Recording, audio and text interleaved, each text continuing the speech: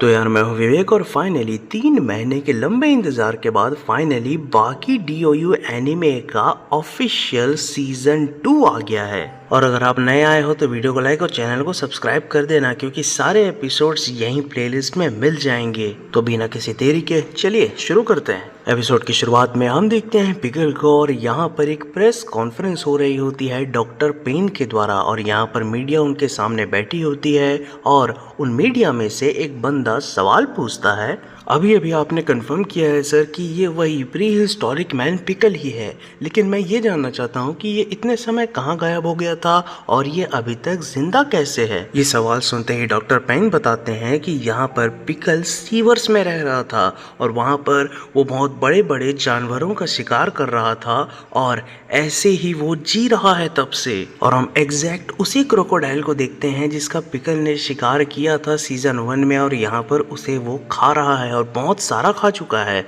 और doctor pen हमें ये भी बताते हैं कि जो सीवर है उसमें तापमान मेंटेन रहता है कई सालों तक लगातार। वहाँ की हवा में नमी है और साथ ही साथ एक ऐसा एनवायरनमेंट है जैसे कि खुद का उसका एक इकोसिस्टम हो, और वहाँ पर कई लाइफ्स रहते भी हैं। जैसे कि मान लो हमारे शहर में किसी ने जंगली छिपकली पाली, और क्योंकि वो बहुत बड़ी हो गई थी तो इसीलिए उसके मालिक ने उसे सीवर में डाल दिया, और यहाँ पर वो आराम से जी रही है सीवर के नीचे। क्योंकि उनके अनुकूल इन्वायरमेंट है तो हो सकता है वहाँ बड़े बड़े क्रोकोडाइल, छिपकलियाँ, चूहे, यहाँ तक कि बड़े बड़े ताकतवर सांप भी हों। और पिकल पक्का शिकार करके इन सबको खा रहा है और जी रहा है। ऐसा हम कह सकते हैं कि वो फूड चेन के टॉप पर है, क्योंकि फाइनली अब पिकल को स्पॉट कर लिया गया है और उसे कैप्चर करने का भी प्लान बना लिया गया है। तो इसलिए पुलिस ने ये तय किया है कि वो बहुत सारा कई लीटर्स ऑफ क्लोरोफॉर्म डालेंगे उस सीवर के अंदर। साथ ही साथ एक लंबी चौड़ी रिसर्च के बाद सभी पिकल के स्पॉट होने वाले जगह को मार्क किया गया है, और 5 किलोमीटर के दूर सीवर्स में हम ये सब क्लोरोफॉर्म वाली एक्टिविटी कर रहे हैं, ये डॉक्टर पेन बताते हैं। और अगले 3 दिन में ये प्लान काम कर जाता है और हम देखते हैं फाइनली पिकल बेहोश उन्हें मिल जाता है, और यहाँ पर पिकल को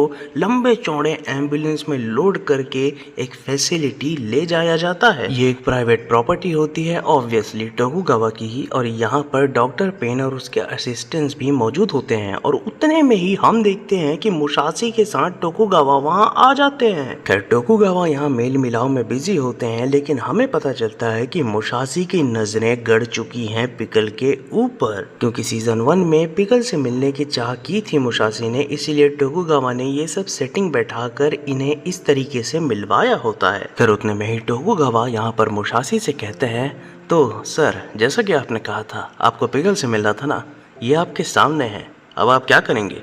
ओह ये पिकल, ये तो सच में लाजवाब है, लेकिन अभी भी एक बात है जो मुझे कंफर्म नहीं है, क्या ये सच में डायनासोर्स का शिकार करता था? खैर मुसाशी इतना कहते ही चटाक से पिकल के मुंह में एक जोरदार हाथ मार देते हैं, हम देखते हैं। और यहाँ पर सभी के सभी लोग ये देखकर चौंक जाते हैं, और एकदम से इससे पहले कि वो कुछ कहें दोबारा से मुसाशी यहाँ पर अपने तगड़े हाथ को उठाते हैं और पाक से एक जोरदार हाथ और मारते हैं। खैर इतना देखते ही टोकुगावा बौखला जाते हैं और कहने लगते हैं, आखिर आप ये कर क्या रहे हैं, उसे चोट लग जाएगी। और यहाँ पर मुसाशी हमें बताते हैं, मैंने जितने ताकत से इसे मारा इसे उससे फर्क ही नहीं पड़ा। इसका मतलब ये है कि इसकी ड्यूरेबिलिटी सच में शानदार हो सकती है। मतलब मुसाशी यहाँ पर लिटरली ठोक पीट कर ड्यूरेबिलिटी टेस्ट कर रहे हैं। खैर यहाँ पर उतने में ही मुसाशी एकदम से फ्यूरियस हो जाते हैं और हम देखते हैं कि वो पिकल का गला काट देते हैं, और सरप्राइजिंगली पिकल को ये अटैक फील होता है और वो जाग जाता है। खैर पिकल को इस तरीके से जागता देख यहाँ पर सभी के सभी सुन्न रह जाते हैं, और उतने में ही हम देखते हैं कि अपने 6 पैक्स दिखाता हुआ पिकल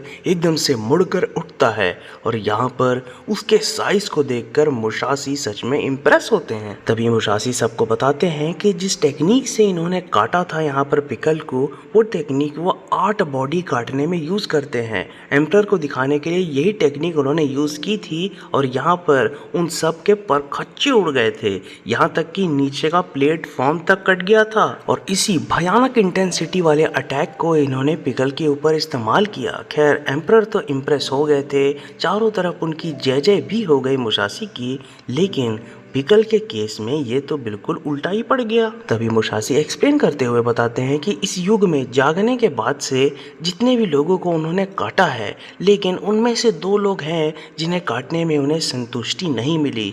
उनके केवल स्किन को ही वो चोट पहुंचा पाए, पार कर पाए, बाकी की हड्डियां मसल्स वो नहीं छू पाए।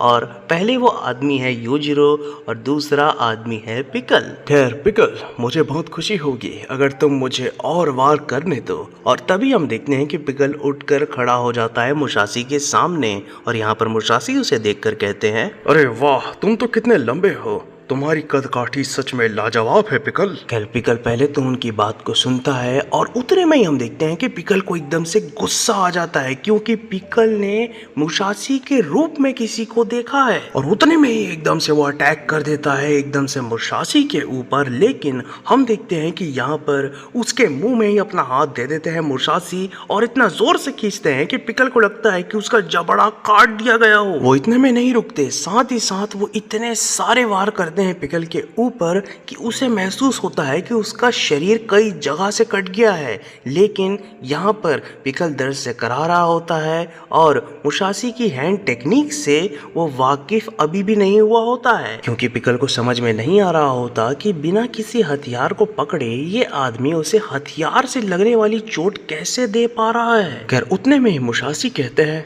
सच बता रहा हूँ पिकल, अगर मैं असली तलवार से भी तुम पर वार करता तो अभी भी तुम्हारे मसल्स को पार नहीं कर पाता, हड्डी को छूना तो दूर की बात है। खैर यहाँ पर पिकल अब एकदम गुस्सा होते हुए भारी कदमों के साथ बढ़ता है मुसाशी की ओर और बहुत ही भयानक तरीके से अपने जबड़े को खोलकर उसे काटने की कोशिश करता है। लेकिन उससे पहले ही पिकल को फील होता है कि उसके दोनों हाथ काट दिए गए हों। साथ ही साथ 2 सेकंड के अंदर ही मुसाशी और कई सारे रिपीटेड वार कर देते हैं पिकल के ऊपर केवल अपने हाथों से। और यहाँ पर वो कहते हैं, इन वारों से तो मैं किसी सामुराई के हेलमेट को बीचों बीच से काट दूं, लेकिन तुम्हें कुछ फर्क नहीं पड़ा। खैर यहाँ पर पिकल को गुस्सा तो आ रहा होता है, लेकिन फिर भी वो काफी शांत लग रहा होता है। यहाँ पर वो एकदम से खड़ा हो जाता है और अपने चोटों को समझने की कोशिश कर रहा होता है, क्योंकि उसे फील हो रहा होता है कि उसका शरीर अलग हो चुका है। लेकिन यहाँ पर ऐसा कुछ नहीं होता,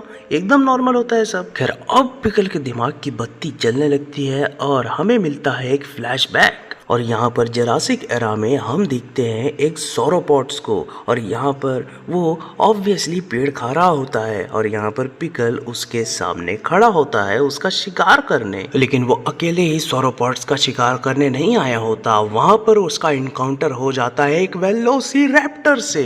वेलोसिरैप्टर्स बहुत ही ज़्यादा अग्रेसिव और तेज माने जाते हैं और साथ ही साथ स्पीड के अलावा सबसे भयानक चीज़ उनके पास है उनके पंजे। ये बहुत ज़्यादा ब्रेव होते हैं और साथ ही साथ इनके पंजे इतने भयानक और धारदार होते हैं कि बड़े से बड़े डायनासोर्स का भी शिकार कर लेते हैं ये। और यहाँ पिकल का इनकाउंटर जब एक वेलोसिरैप्टर से हुआ था तो उसे याद आता है कि उसने कितने भयानक और गहरे घाव दिए थे पिकल को। जहाँ दूसरे डायनासोर्स सड़ा हुआ मांस भी खा लेते हैं, लेकिन वेलोसिरैप्टर पागल है। यहाँ पर बड़े बड़े डायनासोर्स को वो चैलेंज करता है जैसे उसे लड़ने में मजा आता हो, केवल शिकार ही उसका एकमात्र लक्ष्य ना हो। और पिकल को यहाँ पर अपने उसी एनिमी का एक झलक दिखता है मुसाशी के अंदर। वेलोसिरैप्टर से उसे कंपेयर कर रहा होता है पिकल। फिर अब सीन होता है चेंज और यहाँ पर डॉक्टर पेन के असिस्टेंट जो होते हैं एक खास रूम में लेकर आए होते हैं हमारे फाइटर्स को और यहाँ पर वो हमें बताते हैं यहाँ की दीवारें 6 इंच मोटी स्टील की बनी हैं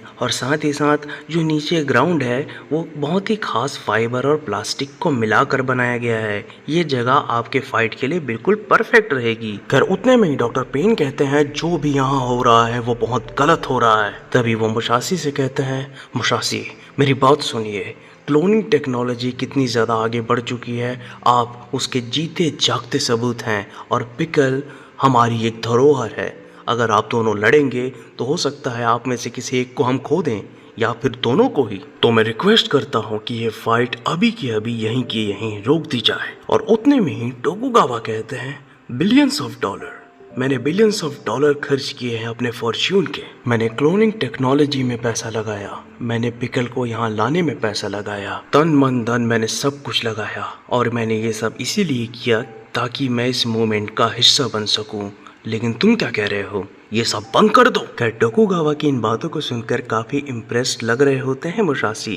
खैर उतने में टोकुगावा डॉक्टर पेन से कहते हैं, अगर तुम्हें ये पसंद नहीं आ रहा है तो अभी के अभी निकल जाओ यहाँ से। खैर उतने में ही हम देखते हैं कि एकदम से डॉक्टर पेन यहाँ पर गन निकाल देते हैं, तान देते हैं मुसाशी के ऊपर और उससे कहने लगते हैं चुपचाप यहाँ से निकल जाओ। उतने में ही हम देखते हैं कि उनका हाथ टूट जाता है और हाथ ही नहीं टूटता, हम देखते हैं कि मुसाशी ने उनके शरीर को कई टुकड़ों में काट दिया होता है और यहाँ पर वो चीखना चाह रहे होते हैं लेकिन फिर भी उनके मुंह से आवाज ही नहीं निकल रही होती और यहाँ पर मुसाशी के हाथ में गन आ जाती है। खैर यहाँ पर वो तुरंत पॉइंट कर देते हैं गन को टोकुगावा की तरफ और वहीं पर दीवार में धै धै धै करके 3-4 राउंड पेल देते हैं वो और यहाँ पर उसका जो खाली कारतूस होता है वो जमीन में ठनन ठनन करके गिरता है। ओ तो इसे कहते हैं गन। मैं मान गया ये शूरिकेन से काफी ज्यादा अच्छा है, लेकिन फिर भी एक योद्धा के किसी काम का नहीं। तो पिकल मेरे दोस्त, चलो हम वो शुरू करते हैं जिसके लिए हम यहाँ इकट्ठा हुए हैं। और उतने में ही हम देखते हैं कि पिकल और मुसाशी फिर से आमने सामने आ जाते हैं और यहाँ पर मुसाशी पिकल से कहते हैं, तो पिकल मैं चाहता हूँ कि तुम मुझे कुछ ऐसे मूव्स दिखाओ जिससे तुम डायनासोर्स को मारा करते थे। खैर वहाँ दूसरी तरफ डॉक्टर पेन को भयानक ट्रॉमा हो गया होता है। अपने टूटे हाथ को लेकर वो बैठे होते हैं और सोच रहे होते हैं कि कैसे केवल इमेजिनरी टेक्निक से ही अपने हाथ से ही मुसाशी ने उन्हें काटा। ये सब असली ना होते हुए भी कितना असली लगा। उस ठंडे लोहे को काटते हुए वो महसूस कर पा रहे थे, उनके मसल्स, उनके फैट, वेन्स सबको कटते महसूस कर पा रहे थे। उनकी हड्डी तक को वो महसूस कर रहे थे कि वो कट चुकी है। साथ ही साथ इस कटने के सेंसेशन को उन्होंने अपने अंदरूनी ऑर्गन्स तक में महसूस किया और यहाँ पर वो समझ गए हैं कि कितने ज्यादा खतरनाक है मुसाशी। अब पता नहीं वो पिकल के साथ क्या करेंगे, लेकिन पिकल के लिए यहाँ पर चीजें काफी अलग चल रही होती है क्योंकि यहाँ पर उसका एनिमी उसके सामने खड़ा होता है, द वेलोसिरैप्टर। और यहाँ पर उतने में हम देखते हैं कि पिकल जोरदार लात से अपने एकदम अटैक करता है मुसाशी के ऊपर। वो बच जाते हैं और पिकल को इमेजिनरी टेक्निक से काट देते हैं। अपने पैर के उस कट को फील करके पिकल जोर से चीखता है, यहाँ तक कि मुसाशी कहने लगते हैं कि इतना जोर से काटने के बाद भी मैं तुम्हारी हड्डी को पार ही नहीं कर पाया। खैर उतने में एक जोरदार अपरकट मारने की कोशिश करता है पिकल, यहाँ उससे भी बच जाते हैं मुसाशी और स्विंग करके एक जोरदार अटैक वो करते हैं जिससे कि एकदम थॉर्सो कट जाता है पिकल का यहाँ पर और दर्द के मारे लिटरली उसकी जान निकल रही होती है। और तभी मुसाशी यहाँ पर कहते हैं, तुम्हारी ड्यूरेबिलिटी सच में काफी लाजवाब है क्योंकि जिस तरीके से मैंने तुम्हें काटा है अभी तक तो तुम्हारी अतड़ियां बाहर आते हुए दिखनी चाहिए थी मुझे। खैर भले ही अंदरूनी अंग बाहर ना आए हों लेकिन पिकल को यहाँ बहुत दर्द हो रहा होता है, वो चीख रहा होता है दर्द में। और यहाँ पर मुसाशी ये भी कहते हैं कि अब तक जिनसे भी उन्होंने लड़ा है पिकल उससे कहीं ज्यादा अलग है, लेकिन पिकल को इन सब चीजों से घंटा फर्क नहीं पड़ रहा होता। उसका एनिमी उसे चोट पहुंचा रहा है, बस वो इतना ही जानता है। खैर तभी मुसाशी के चेहरे पर एक स्माइल आ जाती है और वो कहते हैं, हाँ मुझे दिख रहा है, मुझे फाइनली तुम्हारी सारी अचीवमेंट्स दिख रही हैं। तो यहाँ पर हमें ये दिखाया जा रहा है सोना और हाथों के जरिए कि पिकल ने क्या क्या कमाया है अपने जीवन में, मतलब वो कितना ज़्यादा मशहूर है या कितना ज़्यादा उसने अचीव किया है। और मुसाशी जो है एक सिंबॉलिक ढंग से देख रहे होते हैं उसके अचीवमेंट को हाथ और सोने में मिलाकर। और तभी यहाँ पर समझ में आ जाता है मुसाशी को कि पिकल छोटा मोटा हंटर नहीं है, हो सकता है अपने कबीले का सबसे बेस्ट हंटर वही हो। साथ ही साथ इतने बड़े और भयानक डायनासोरस की हत्या की हो पिकल ने, हो सकता है कि इन्हीं सब के कारण उन्हें सबसे बेस्ट मानते हो पूरे कबीले के लोग। साथ ही साथ पिकल प्रेजेंट टाइम में भी फूड चेन के टॉप पर बैठा है और इन सब अचीवमेंट्स को देखकर मुसाशी तारीफ करते हैं पिकल की और उससे कहते हैं, मानना पड़ेगा मैंने तुम्हारे जैसा अपोनेंट आज तक नहीं देखा अपनी जिंदगी में, मुझे खुशी है कि मैं तुमसे लड़ पा रहा हूँ। खैर उतने में हम देखते हैं कि पिकल एकदम से बैठ जाता है और यहाँ पर मुसाशी भी एकदम फायर्ड अप हो गए होते हैं, उनका मर्डरस ऑरा बाहर आ गया होता है। लेकिन वो नोटिस करते हैं कि पिकल कुछ कर रहा है और हम देखते हैं कि यहाँ पर स्टैंस ले लिया होता है पिकल ने। और इस तरीके से चार्ज स्टैंस में देखकर एकदम से मुसाशी चौंक जाते हैं और पीछे हट जाते हैं और यहाँ पर वो पिकल से कहते हैं, आखिर तुम करना क्या चाहते हो, क्या ये तुम्हारा फिनिशिंग मूव है पिकल? उतने में ही हम देखते हैं कि एकदम से पिकल चार्ज कर देता है मुसाशी के ऊपर। उसे लेकर वो एक दीवार से जोर से टकराता है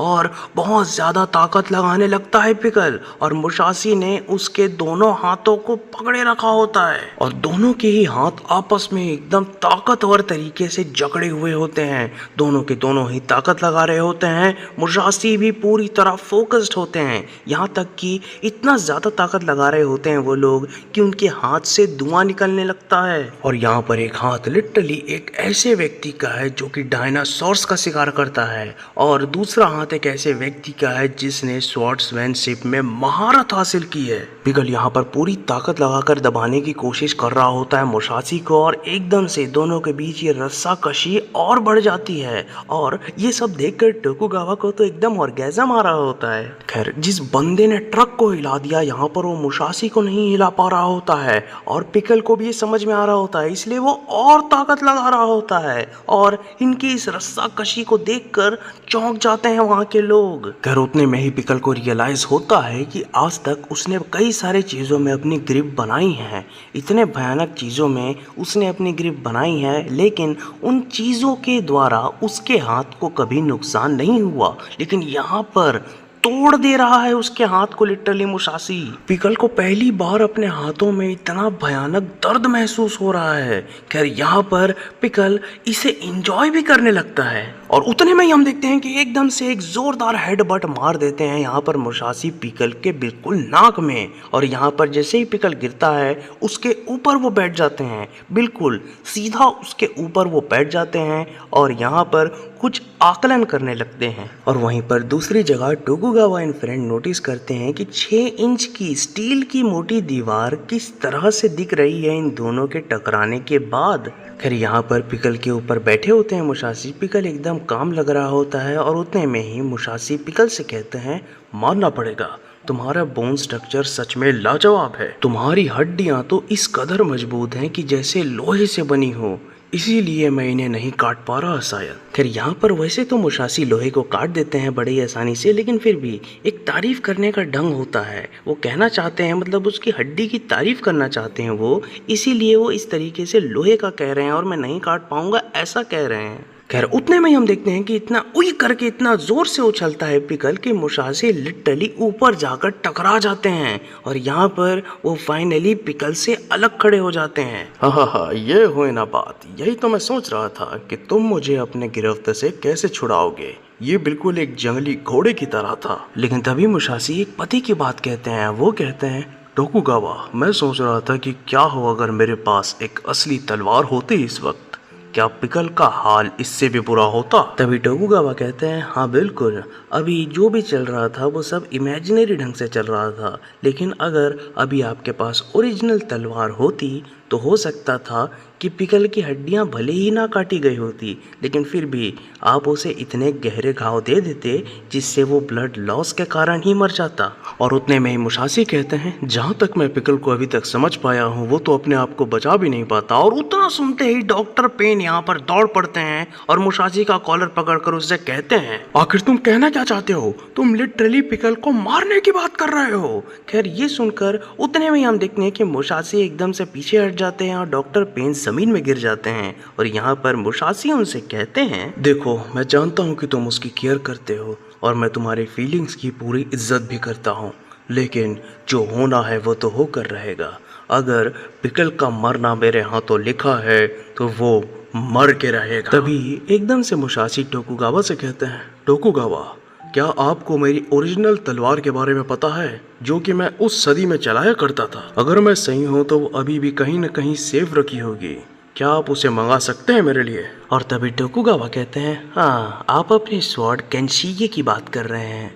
वो आज भी सही सलामत एक टेम्पल में रखी हुई है, वो आपको मिल जाएगी। खैर, तभी सीन होता है चेंज और हम देखते हैं यहाँ पर डोपो, जो कि बहुत ही मस्कुलर लग रहे होते हैं, चाय पी रहे होते हैं और सामने बाकी भी बैठा होता है। और बाकी यहाँ पर कहता है, मैं देख रहा हूँ डोपो, आप कुछ खास ट्रेनिंग कर रहे हैं, तभी आपकी मांसपेशियाँ इतनी ज़्यादा बड़ी लग रही हैं। मैं जानता हूँ आप इतनी ट्रेनिंग क्यों कर रहे हैं। खैर, तभी डोपो कहते हैं, हाँ, तुम जानते हो, लेकिन मैं भी जानता हूँ कि तुम ही बहुत ट्रेनिंग कर रहे हो बाकी। और तभी बाकी कहता है, हाँ, मुशाशी से मिलने के बाद मैं काफ़ी बदल गया हूँ। क्या तुमने सुना कि मुशाशी पिकल से लड़ने वाला है, वो भी अपने तलवार के साथ? आज ही टोकुगावा ने बताया और मैंने सुना है बहुत ज़्यादा पब्लिक आ रही है। और उतने में ही बाकी कहता है, ओह, तो जैसा कि ओल्ड मैन ने कहा था वो वैसा ही कर रहा है। एक मिनट, ओल्ड मैन मतलब यूजुरो ने उसके बारे में तुमसे कुछ कहा? हाँ, कई सारी बातें कही। और मैं सच बता रहा हूँ डोपो, उन बातों को सुनकर मैं भी चौंक गया था। वो बता रहे थे कि जब वो मुशाशी से मिलने के लिए गए तो वहाँ पर मुशाशी ने उनसे कहा कि वो आज भी चाह रखते हैं दौलत, शोहरत, पैसे, लड़कियाँ, खाना पीना, हर चीज़ की। और आज के डेट में, प्रेजेंट टाइम में वो सब अचीव भी करना चाहते हैं। हाँ, मैं समझ गया। ये गुण तो पूरी तरीके से मियामोटो मुशाशी के ही हैं। तभी मैं कहूँ इतने सारे पब्लिक के सामने लड़ने के लिए वो राजी हो गया, क्योंकि उसे फेम चाहिए। लगता है रित्सु को सबके सामने मारने के बाद भी उसका पेट नहीं भरा। आपने नोटिस किया डोपो, वो इस क्लोन बॉडी में भी अपने पुराने चाहतों को, अपने ड्रीम्स को, ओरिजिनल मियामोटो मुशाशी के फीलिंग्स को ला रहे हैं। ऐसा लग रहा है कि मुशाशी ने अपने इस क्लोन बॉडी को शुद्ध कर दिया हो, पूरी तरीके से अपनी पुरानी जिंदगी और चाहतों को अपनाकर। और इस शुद्धिकरण के बाद वो एक क्लोन ही नहीं रह जाएंगे, वो लिटरली मुशाशी ही बन जाएंगे। हाँ, बाकी बिल्कुल सही कहा तुमने, बिल्कुल यही बात हो सकती है। लेकिन सच बताऊं तो अभी भी मुझे पिकल के लिए थोड़ी सी चिंता हो रही है। क्या बताओ वो सच में उसे मार डाले? हाँ, खैर सच बताऊं बाकी तो पुराने मियामोटो मुशाशी को किसी की जान लेने में कोई परहेज नहीं थी। हो सकता है कि वो पिकल को मार दे, लेकिन ये पिकल का खुद का नसीब होगा।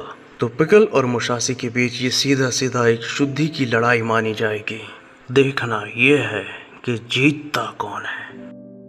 तो यार, ये वाला एपिसोड यहीं पर समाप्त होता है, लेकिन अगले एपिसोड में ऑलरेडी काम शुरू हो गया है। तो फिलहाल बस इतना करो कि वीडियो को लाइक और चैनल को सब्सक्राइब कर लो। आज के लिए बस इतना ही। Love you all, I am out.